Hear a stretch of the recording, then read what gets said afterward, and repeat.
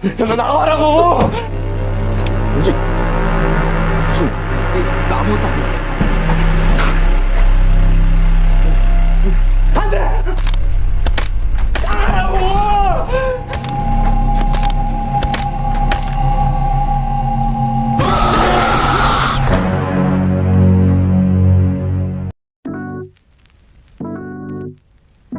Singuel real anyong jal jinago isagel bala.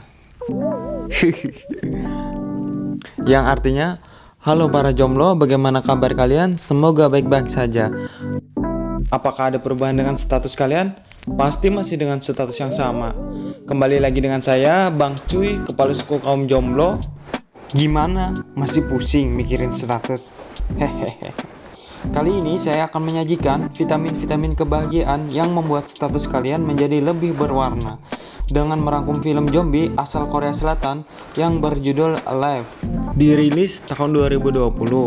Film ini menceritakan seorang pemuda jomblo yang bertahan hidup dari kepungan para zombie. Waduh, gile, bukannya wanita yang ngepung, malah para zombie. Oke, tanpa banyak bacot lagi, langsung aja kita tonton alur ceritanya. Tapi jangan lupa dengan kata kuncinya ya. Mari kita ucapkan bersama-sama.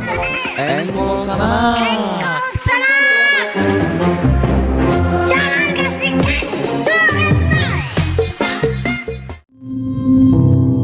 Cerita diawali dengan memperlihatkan seorang pemuda jomblo yang suka molor kesiangan bernama Jeonyu. Saat dia terbangun dari tidurnya, keadaan apartemen sangat sepi, cuma dia seorang diri. Seperti biasa, bangun tidur, cuci muka, tanpa mandi langsung cari makan.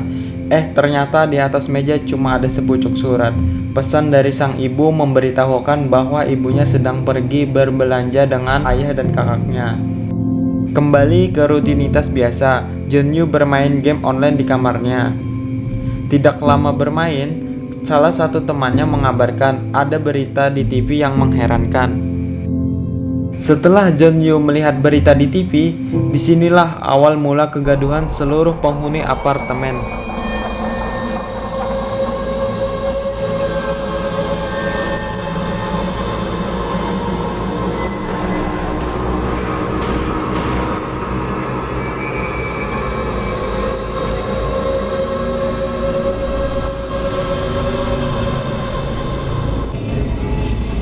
Jeonyu pun terkejut, merasa heran dan bingung dengan apa yang sudah terjadi. Setelah melihat kegaduhan yang terjadi, Jeonyu pun gugup dan mulai ketakutan. Terdengar kegaduhan dan teriakan seseorang di depan pintu apartemen Jeonyu. Cuy, penasaran sih penasaran, tapi gak usah dibuka pintunya, waduh. Akhirnya, ada seseorang yang masuk paksa ke dalam apartemen Jeonyu. Dia adalah penghuni kamar sebelah. Padahal laki-laki tersebut sudah menunjukkan gejala-gejala terinfeksi virus zombie. Untung bukan virus COVID. Setelah melihat berita di TV mengabarkan gejala-gejala virus zombie, Jeonyu pun sadar bahwa orang tersebut terinfeksi virus zombie.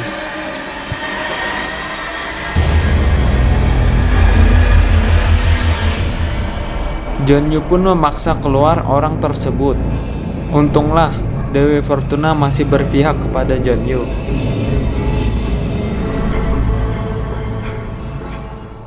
Jeonyu mulai khawatir dengan keadaan ibu, ayah, dan kakaknya karena tidak ada kabar hilangnya jaringan telepon akibat kekacauan di kota. Tidak lama berselang, ada pesan masuk dari sang ibu mengabarkan kondisinya baik-baik saja. Dan kabar itu membuat Jeonyu sedikit lega. Di hari kedua, Jeonyu mulai merasa bosan dengan keadaan sekarang. Dia pun membuat foto dirinya sambil memegang papan tulis, menandakan dirinya masih selamat di apartemen tersebut dan mengharap bantuan datang. Ketika larut malam, Jeonyu terbangun dari tidurnya, mendengar seseorang berlari ketakutan. Ternyata itu adalah seorang polwan yang sedang dikejar-kejar zombie yang ganas. Karena polwan itu cuma sendirian, dirinya kewalahan melawan zombie-zombie yang ganas itu. Jeonyu pun mencoba mengalihkan perhatian zombie-zombie itu dengan berteriak agar poluan tersebut bisa melarikan diri. Tetapi itu hanya perbuatan sia-sia dan membuat zombie-zombie sadar bahwa di dalam apartemen tersebut masih ada manusia yang selamat. Tidak lama berselang, ada zombie yang mencoba masuk ke dalam apartemen Jeonyu. Jeonyu pun mencoba mendorong pintu apartemen agar tidak terbuka. Namun, zombie itu sangat kuat dan akhirnya zombie itu bisa masuk ke dalam apartemen Jeonyu.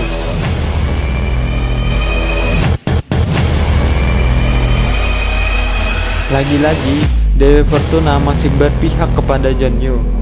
Untunglah Jeonyu mempunyai akal pintar menghindari serangan zombie tersebut. Di hari ke-17, Jeonyu sudah merasa stres dan dia pun mencoba mabuk untuk menghilangkan stresnya. Alhasil, dirinya pun berhalusinasi seolah-olah ayah, kakak, dan ibunya sudah datang dari pergi berbelanja. Dia pun sangat kesal karena itu hanyalah halusinasi. Makanya jangan suka mabok. Akhirnya ya begitu dah. Tidak lama berselang, ada suara pesan masuk di handphonenya. Namun suara itu tidak jelas karena jaringan yang sedang gangguan. Dia pun berusaha mencari jaringan agar pesan suara tersebut bisa terbuka. Setelah pesan suara terbuka, terdengar situasi yang mencekam dari orang tua Jeonyu.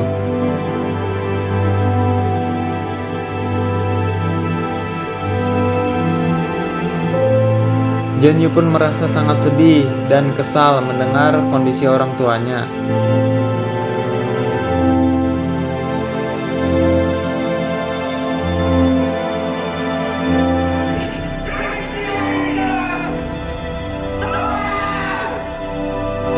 Mencoba melampiaskan kekesalannya keluar dari apartemen dan menantang zombie-zombie tersebut.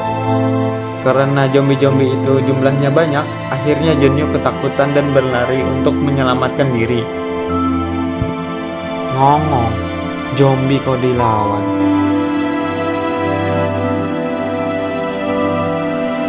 Jeonyu pun benar-benar merasa frustasi. Dia beranggapan tidak ada lagi jalan untuk selamat dari virus zombie. Dia pun mencoba untuk mengakhiri hidupnya. Jeonyu pun mengikat lehernya dan menggantungkan diri. Belum sempat sekarat akibat menggantungkan diri, ternyata ada seseorang yang memberi isyarat bahwa yang selamat bukan hanya dirinya sendiri. Jeonyu pun berusaha melepaskan tali yang mengikat lehernya. Ternyata orang tersebut adalah seorang wanita. Jeonyu pun sangat bahagia karena masih ada orang yang selamat. Keesokan harinya mereka berkenalan. Wanita itu bernama Kim Yoo-bin. Setelah berkenalan, mereka merencanakan sesuatu besok harinya di pukul 7. Tiba-tiba Jeonyu merasa sakit perut karena berpuasa berhari-hari akibat kehabisan stok makanan. Kim Yoo-bin pun merasa kasihan. Dia pun berinisiatif untuk membagi sedikit makanannya. Tetapi mereka terpisahkan oleh jarak apartemen yang berseberangan. Kim Yoo-bin mencoba melemparkan bola yang diikat dengan tali. Namun lemparan itu tidak sampai ke seberang apartemen. Akhirnya Jeonyu menggunakan drone untuk menyambungkan tali ke seberang apartemen. Dan Kim Yoo-bin pun bisa membagi sedikit makanannya kepada Jeonyu.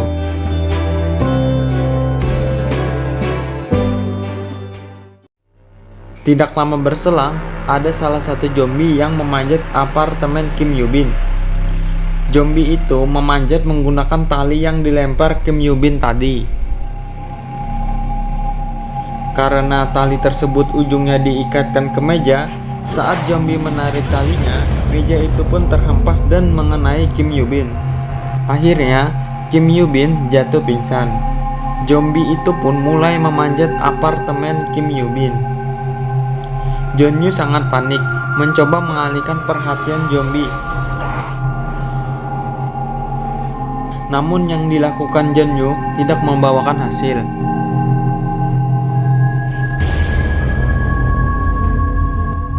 Untunglah Kim Yoo-bin adalah wanita yang tangguh. Dengan sigap langsung mengkampak zombie itu dengan kapak 212. Zombie itu pun langsung sekarat tanpa koma. Sejak hadirnya Kim Yoo-bin, Jeonyu lebih semangat untuk bertahan hidup dari kepungan para zombie karena tidak jomblo lagi. Malam harinya, Jeonyu pun mencoba mencari makanan di apartemen lain. Di apartemen lainnya, Jeonyu menemukan makanan dan radio telepon untuk memudahkan komunikasi dengan Kim Yoo-bin. Sebelum Jeonyu kembali ke apartemennya, dia pun sempat diserang zombie penghuni apartemen tersebut. Untunglah Jeonyu berhasil melepaskan diri dari zombie itu. Jeonyu pun membagi sedikit makanannya kepada Kim Yoo-bin.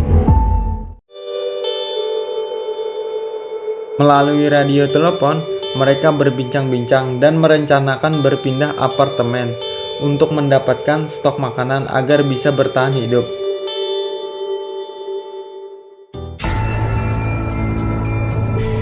Setelah mereka makan, mereka pun bersiap-siap untuk berpindah apartemen.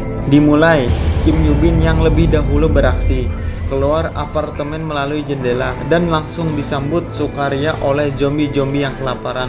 Wow, benar-benar tangguh. Di saat Kim Yoo-bin sudah mulai kewalahan, Jeonyu datang menyelamatkan Kim Yoo-bin. Mereka pun beraksi bersama-sama melawan para zombie.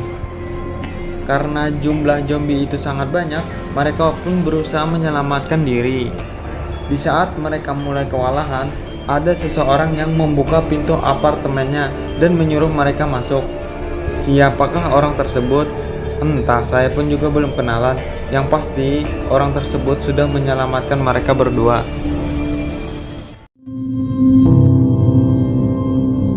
Di dalam apartemen, orang itu memberi minum dan makanan. Awalnya Kim Yoo-bin menolak, tetapi karena sangat lapar dan lelah, mereka pun memakan makanan yang diberi orang tersebut.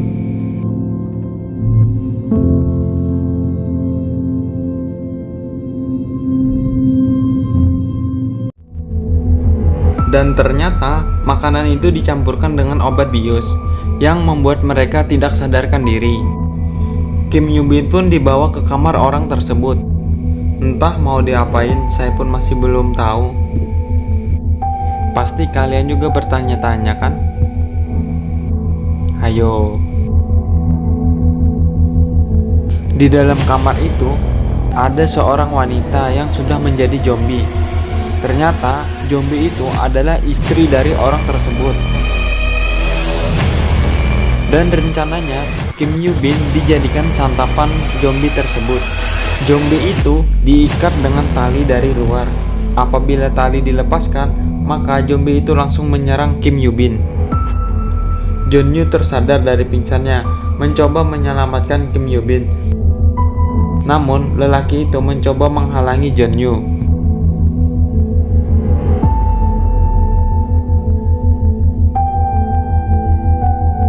Keadaan di kamar menjadi senyap. Lelaki itu mengira Kim Yoo-bin sudah menjadi santapan istrinya, dan ternyata zombie itu langsung menyerang suaminya sendiri. Kim Yoo-bin selamat dari terkaman zombie itu. Mungkin karena dia wanita yang tangguh. Lalu Kim Yoo-bin menembak sepasang zombie suami istri itu. Terdengar dari atas suara helikopter tim penyelamat. Mereka pun berpikir untuk pergi ke atas atap apartemen agar tim penyelamat bisa melihat dan menyelamatkan mereka. Tapi itu membutuhkan perjuangan dan risiko yang sangat tinggi. Karena di luar apartemen zombie sudah menunggu mereka. Mereka saling menyemangati satu sama lain agar semangat mereka tidak goyah. Setelah itu mereka bergegas untuk pergi ke atas atap apartemen. Saat menaiki tangga, Kim Yoo-bin ditarik oleh salah satu zombie. Dengan sigap, Jeonyu menyelamatkan Kim Yoo-bin. Jeonyu pun menyuruh Kim Yoo-bin untuk segera pergi ke atas atap dan meminta bantuan. Sesampainya di atas atap, tidak ada terlihat satupun helikopter. Mereka pun sangat sedih dan berputus asa. Junyu pun berteriak meminta pertolongan. 여기 살아있어! 여기 살아있다고! 우리 여기 있다고! 여기 살아있다고! 우리 여기 있다고! Perasaan mereka seakan-akan sudah tidak ada harapan untuk hidup. 우리 여기 있다고!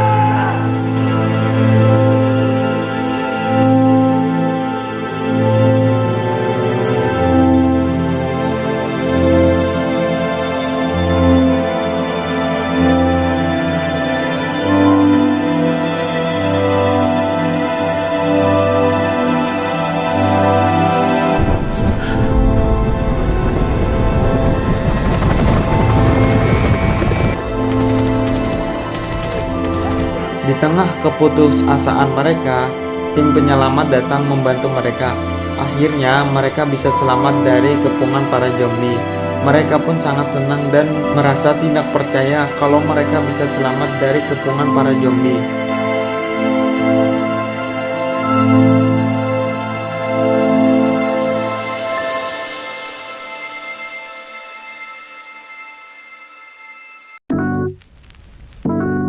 Film Alive pun berakhir. Bagaimana? Seru-seru, sedih, dan menegangkan, bukan? Aku saranin kalian harus tonton film aslinya, biar lebih terasa daripada pakai pengaman. Kan kurang asik. Oke cuy, semoga alur cerita kali ini bisa membuat para Jomblowers lebih semangat dan bergembira tanpa harus ada pasangan. Kalau begitu, kita bertemu di alur cerita berikutnya. Saya Bang Cuy, Kepala Suku Kaum Jomblo, mengucapkan terima kasih dan sampai jumpa.